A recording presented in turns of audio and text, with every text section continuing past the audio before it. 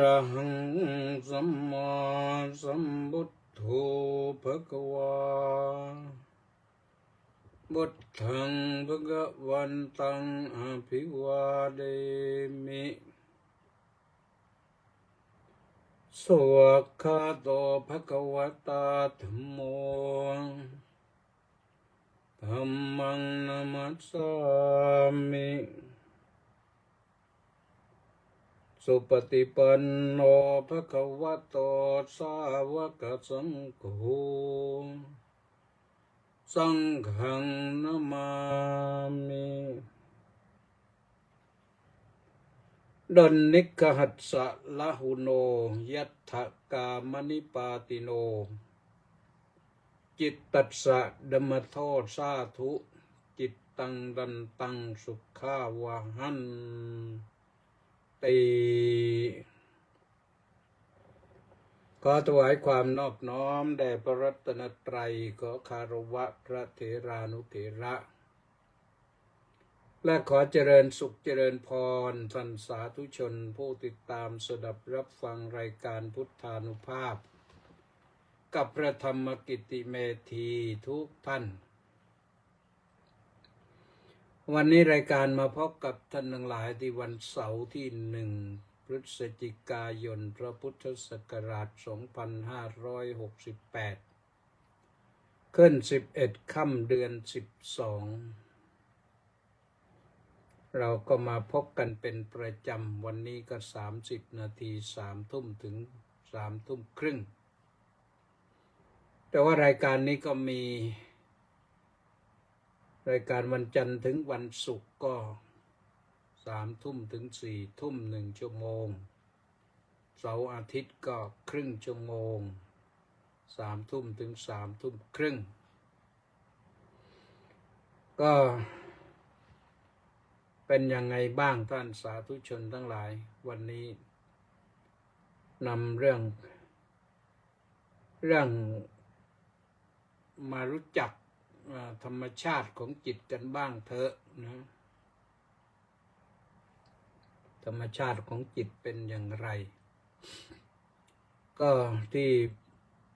ยกพระบาลีนั้นมาก็ว่าแปลว่าจิตนี้ควบคุมได้แสนยากเปลี่ยนแปลงได้เร็วมักแล่นไปในอารมณ์ตามความใคร่ตามความพอใจ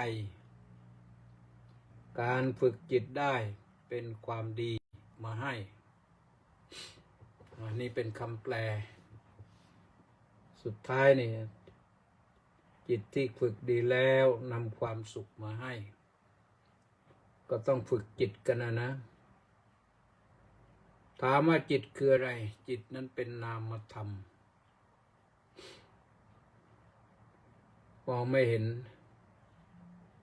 แต่ว่ากายนี้ก็ต้องอยู่กับจิตถ้ากายนี้ไม่มีจิตกายก็เหมือนท่อนไม้ขับเคลื่อนตัวเองเคลื่อนไหวตัวเองไม่ได้ฝรั่งเขาศึกษาแล้วทางวิทยาศาสตร์ก็บอกว่าจิตไม่มีแต่สมองก็สมองมันมีอยู่เนี่ยคนที่ตายก็สมองยังมีอยู่ทำไมมันเคลื่อนไหวตัวเองไม่ได้นะพระพุทธเจ้าบอกว่าสมองนั้นเป็นส่วนหนึ่งของร่างกายเป็นรูปธรรมอยู่ในอาการ32ผมขนเล็บฟันหนังเนื้อเอ็นกระดูกเยื่อในกระดูกม้ามหัวใจตับพังผืดไตปอดไส้ใหญ่ไส้น้อยอาหารใหม่อาหารเก่ามันสมองนั่น20ดีสเลตหนองเลือดเหงื่อน้ำมันข้นน้ำตาเปลวมันน้ำลายน้ำมูกไขข้อมูดอันนี้เป็น12รวมกันแล้วก็เป็น32ส่วนอีก2 ธาตุคือธาตุไฟธาตุลมนี่มองไม่เห็นเพราะมันเป็นแต่เพียงธาตุ รู้ว่าธาตุไฟก็มีไออุ่นอยู่ในร่างกาย ไม่มีไออุ่นก็ไปไม่รอดเหมือนกันในร่างกายนี้นะเรียกว่าไฟดับ ไฟดับก็จบไม่มีธาตุลม ไม่มีลมหายใจก็ดับเหมือนกัน ลมไม่แล่นไปทั่วสารพางกายก็สุขภาพก็ไม่เป็นสุขภาพและเป็นทุกขภาพ ไม่ว่าลมไปขัดตรงไหนที่เท้าที่แข้งที่เข่าที่ขาที่สะโพกสะเอวสันหลังที่มือที่คอลมข้างบนไม่มีก็กลายเป็นความดันต่ำลมขึ้นไปข้างบนมากก็เป็นความดันสูงก็ร่างกายนี้ก็จะอยู่ไม่ได้เหมือนกันทุกข์ทรมานจิตได้ชื่อว่าจิตเพราะทำอะไรได้อย่างวิจิตรวิจิตรศิลป์ทั้งหลายเนี่ยก็มาจากการฝึกคิดก่อนใช้จิตคิดไม่ใช่ใช้สมองคิดนะเพราะจิตคิดต่างๆวิจิตรพิสดารว่าเรียนวิจิตรศิลป์นี่ก็เป็นอย่างนี้ว่าได้นั่งคิดนะบางทีก็ไปนั่งดูท้องฟ้าดูก้อนเมฆจินตนาการออกมาเป็นภาพเป็นภาพวาดบางทีก็ไปนั่งดูป่าไม้ต้นไม้ภูเขาจินตนาการไปเป็นนั่นเป็นนี่ก็ได้ในเห็นอะไรก็คิดไปที่เขาคิดสวยๆคิดดีๆคิดงามๆคิดสร้างสรรค์เป็น creative thinking คิดสร้างสรรค์เช่นสมัยรัชกาลเกล้าพระบาทสมเด็จพระพุทธยอดฟ้าจุฬาโลกนี่คิดสร้างพระอุโบสถวัดพระแก้ววัดพระศรีรัตนศาสดารามนะมีภาพจิตรกรรมสวยฝรั่งมาเห็นแล้วงงจีนมาเห็นแล้วงงรวมทั้งภาพที่อยู่ที่พระระเบียงวิหารคตนะภาพวาดสวยๆทั้งนั้นนะบางอย่างนี่สวยจนเราไม่เข้าใจว่ามันสวยยังไงแต่ต้องคนที่รู้แล้วที่มาที่ไปแล้วจะเห็นว่ามันสวยแม้แต่พระองค์ทรงคิดสร้างพระที่นั่งทั้งหลายนี่พระที่นั่งดุสิตมหาปราสาทนี่สง่างามนะข้างนอกก็ดูสวยข้างในก็ดูสวยกว้างขวางด้วยพระที่นั่งจักรีมหาปราสาทพระที่นั่งอย่างอื่นๆนะพระที่นั่งอมรินทร์วินิจฉัยพระที่นั่งข้างบนอีกสองเป็นมันยังไงทำไมไมโครโฟนมันไม่ทำงานได้แล้วอย่างนี้ก็ถอดอีกถ้าจะไม่เข้าเรื่องได้แล้วไมโครโฟนใช้ได้แล้ว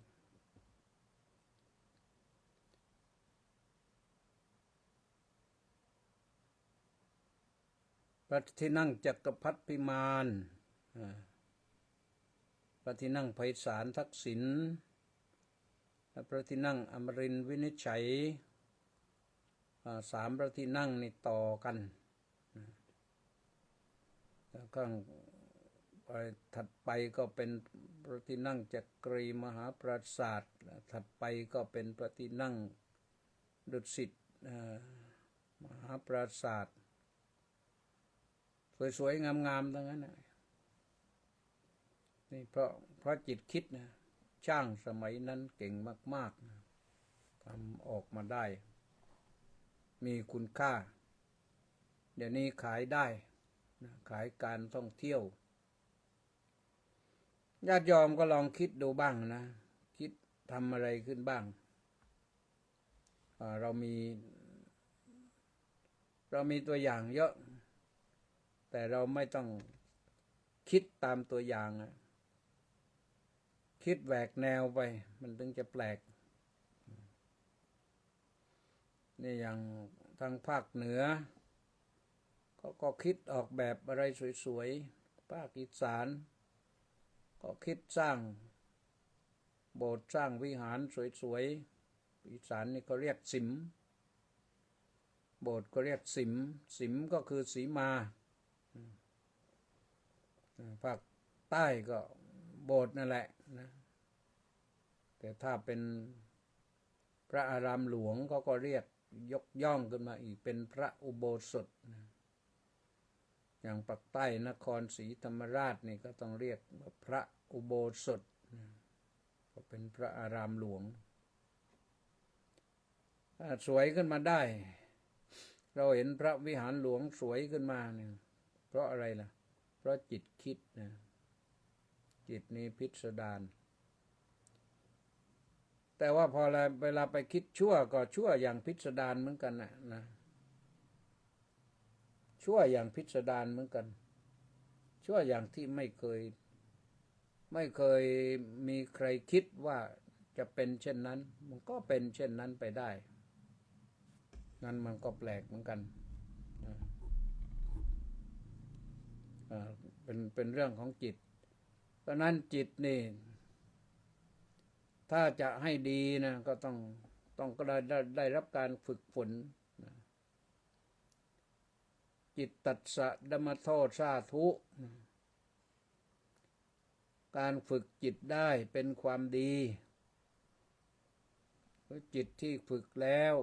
จิตตังดันตังสุขาวหังจิตที่ฝึกได้ดีแล้วเนี่ยทำให้เราอยู่อย่างมีความสุขนะเรื่องอย่างนี้ก็มีอยู่ครั้งหนึ่งมีมหาอุบาสิกาท่านหนึ่งท่านชื่ออะไรไม่รู้ท่านชื่อว่ามาติกะมาตาคนยอมมาติกะมาตานี่เป็นคนที่ใจดี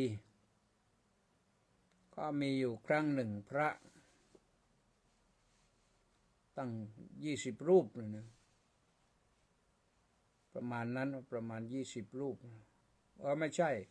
60 รูปนั่นก็เรียนกรรมฐานจากพระสัมมาสัมพุทธเจ้าพระพุทธองค์ก็เห็นว่าท่านจะไปปฏิบัติธรรมก็ให้กรรมฐานไปเวลาพระพุทธเจ้าให้นี่ก็ให้ทีเดียวทั้ง60 รูปนั้นก็ไปปฏิบัติเอาไปปฏิบัติที่บ้านนั้นน่ะบ้านมาติกะคามมาติกะมาตานะซึ่งเป็นหมู่บ้านคนอยู่กันหนาแน่นแล้วก็พอท่านไปถึงก็ปรากฏว่าคนแม่นั่นก็นิมนต์พระอะไรเห็นว่านิมนต์พระจำวัดที่นี่แหละปฏิบัติที่นี่แหละนะโยมจะได้ชักชวนชาวบ้านถวายภัตตาหาร แล้วก็ชักชวนกันไปหาพระภิกษุที่พักอยู่ก็รับนิมนต์มานะรับนิมนต์ก็อยู่นางก็ให้คนไปทำความสะอาดที่พักอยู่จำพรรษาแก่ภิกษุเหล่านั้นท่านจัดอย่างดีพอถึงเวลาก็ท่านก็ไปฟังธรรม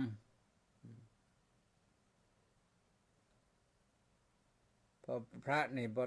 พอฉันเสร็จก็มักจะเทศน์ให้โยมฟังบ้างเทศน์ให้โยมฟังอย่างนั้นอย่างนี้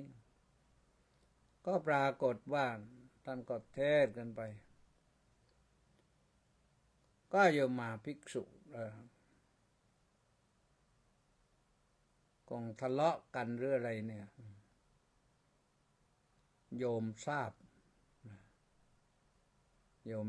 ว่ามันเกิดอะไรขึ้นโยมทราบวาระจิตของพระ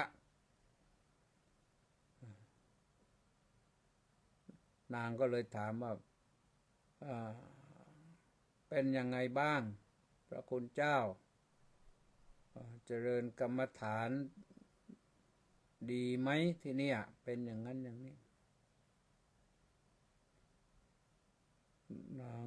พระก็บอกว่า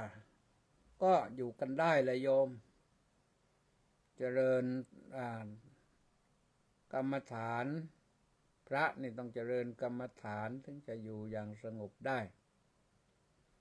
นางก็ถามต่อว่ากรรมฐานนี่มันคืออะไรนะพระก็เลยบอกว่าที่ท่านไปนี่ท่านเจริญอะไรล่ะกายคตาสติและวิปัสสนาโยมก็ถามต่ออีกกายคตาสตินี่มันคืออะไรวิปัสสนามันคืออะไรล่ะเจ้าค่ะ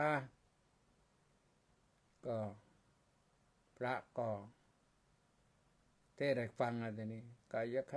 ตาสติก็คืออาการ32ให้พิจารณาอาการ32ในร่างกายของตนหรือพิจารณาทั้งภายในกายตนภายนอกกายตนก็เลยบอกไปว่าตั้งต้นแต่เนี้ยในร่างกายของเรานี่มันก็มีเรื่องของธาตุดินธาตุน้ำธาตุไฟธาตุลมเนี่ย4ธาตุนี้ประกอบกันขึ้นเป็นกายที่เรียกว่าเป็นธาตุดินก็คือพวกผมขนเล็บฟันหนังเนื้อเอ็นกระดูกเยื่อในกระดูกม้ามหัวใจตับผังผืดไตปอดไส้ใหญ่ไส้น้อยอาหารใหม่อาหารเก่ามันสมองต่อไปธาตุน้ำก็คือดีน้ำเสลดหนองเลือดเหงื่อน้ำมันข้นน้ำตาเปลวมันน้ำลายน้ำมูกไขข้อน้ำมูดในร่างกายนี้ก็มีน้ำอยู่เท่านี้แหละ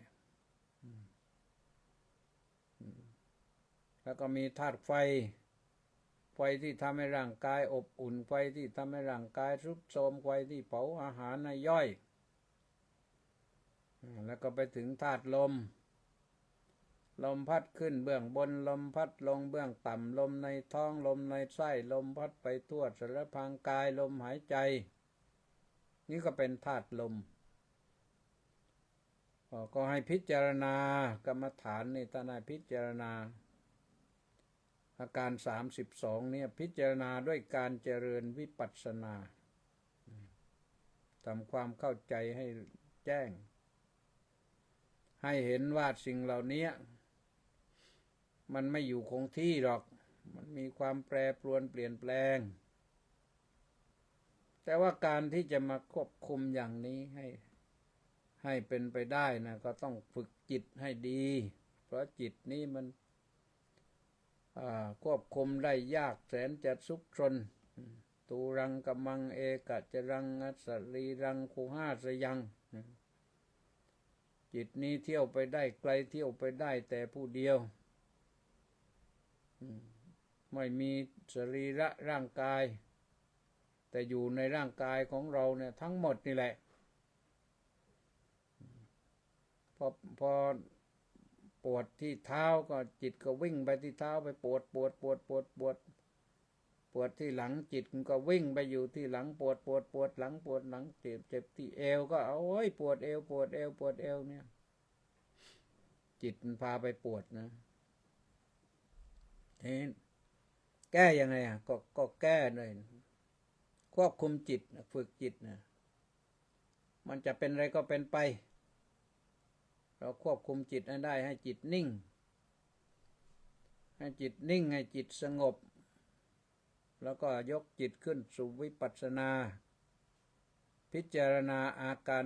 32ที่ว่านี้เบื้องต้นนะไม่ต้องพิจารณาก็ได้สาธยายไปเลยเกสาโลมานะคาดันตาตะโจดันตานะคาโลมาเกสาโลมานะคาดันตาตะโจดันตานะคาโลมาเกสาเอา5อย่างก่อนว่าไปอย่างนั้นก็ไปได้เรื่อย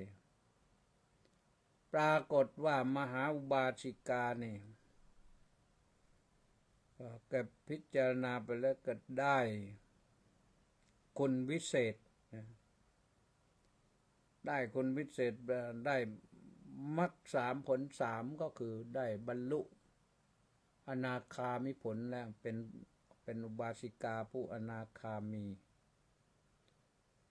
ทั้งยังได้ปฏิสัมภิทาแตกฉานอธิบายธรรมะได้เก่งพิเศษสุดพิเศษก็คือได้อภิญญาคือเป็นอภิญญาจิตอภิญญานี่แปลว่าความรู้พิเศษได้ความรู้พิเศษความรู้พิเศษคืออะไรบ้างมโนมยิทธิมีฤทธิ์ทางใจอิทธิวิธีแสดงฤทธิ์ได้ทิพโสตหูทิพเจโตปริยญาณรู้จักกำหนดใจคนอื่นได้สมมติว่าเรานั่งอยู่วันนี้ตอนนี้นั่งอยู่ในบ้านเนี่ยนั่งสงบจิตเข้าอภิญญาจิตดูที่ว่าจะเป็นลูกเป็นหลานเป็นญาติสนิทมิตรสหายหรือเป็นศัตรูเราดูจิตของคนนั้นว่าเขากำลังคิดอะไรกับเรารู้ได้ทันทีเลยอุบาสิกานี้ก็รู้พอรู้อย่างนี้ก็นั่นเป็นห่วงเป็นใยพระนะกลัวว่าพระจะอยู่ไม่สะดวกอยู่ไม่สบาย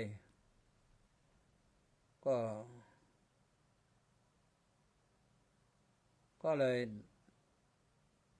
ได้รู้เลยพระที่ยังไม่ได้บรรลุคิดอะไรกันอยู่เวลาไปเยี่ยมพอไปเยี่ยมนี่พระก็แสดงอากัปปกิริยาอย่างไงโยมก็ไม่ทักตรงนะว่าท่านคิดอะไรโยมรู้นะไม่ใช่บอกอย่างนั้นแต่พูดเป็นนัยยะให้รู้ว่าที่พระคุณเจ้าคิดนะโยมทราบนะโยมรู้นะพูดเป็นนัยยะไปให้รู้เพราะนั้นพระจึงไม่ค่อยกล้าคิดอะไรออกไปแต่ก่อนนี่ก็ไปเยี่ยมโยมที่บ้านเพราะว่าโยมก็มีศรัทธานี่ก็ทำไปทำมาก็ตอนหลังพอรู้ว่ามหาอุบาสิกานี่แกมีอภิญญาจิตรู้ใจพระรู้ไม่ใช่เฉพาะใจพระใจคนอื่นก็รู้ได้หมดต้องการจะรู้จิตใครก็รู้จิตคนนั้นได้ก็ปรากฏว่าพระก็ สงบเสงี่ยมเตรียมตัวอยู่เคร่งเครียดเคร่งครัดทีนี้แต่ไม่ค่อยจะออกไปไหนในที่สุดมหาอุบาสิกาก็บอกว่าท่านอย่างนั้นก็ดีแล้วแหละเจ้าค่ะต่อไปขอให้พวกพระคนเจ้าเนี่ยพึงมาเยี่ยมดิฉันบ้างนะเจ้าค่ะพระก็ไม่มีใครไปในที่สุดก็พระเหล่านั้นก็กลับไปเฝ้าพระพุทธเจ้าส่วนมากก็ได้บรรลุธรรมไปถึงบรรลุอรหัตผลแล้วพระพุทธเจ้าที่เชตวันนนพอไปเฝ้าพระพุทธเจ้าก็ต้อนรับเป็นยังไงบ้างภิกษุทั้งหลาย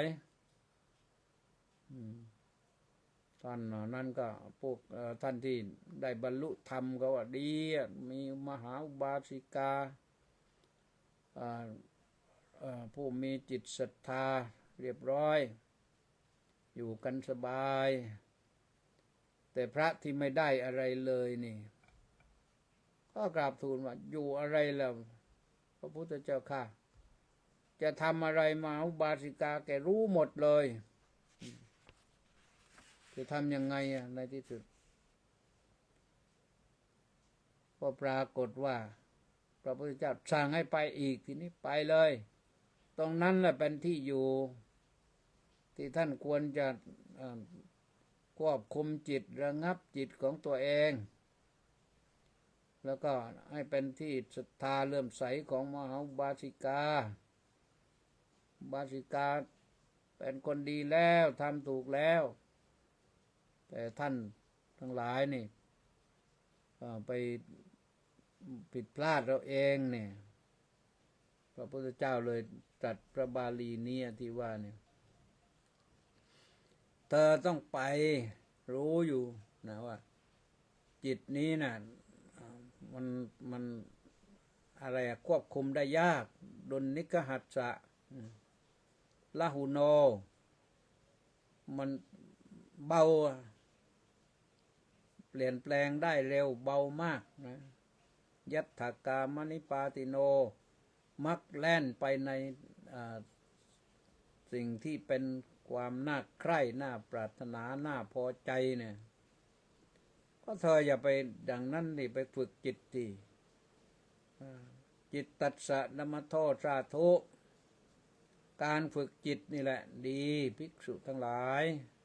จิตตังดันตังสุขาวะหังจิตที่ฝึกดีแล้วนำความสุขมาให้นี่เป็นอย่างนี้ในที่สุดพระเหล่านั้นพระพุทธเจ้าสั่งก็ต้องไปฝึกจิตเต็มที่เลยเดินจิตไปด้วยอริยมรรคจนกระทั่งว่าได้บรรลุธรรมเป็นมีโสดาบันเป็นต้นทำจิตให้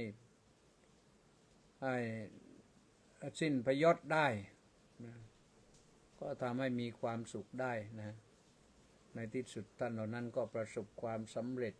เพราะท่านโชคดีเกิดในยุคพระพุทธเจ้านี่เป็นอย่างนี้นะ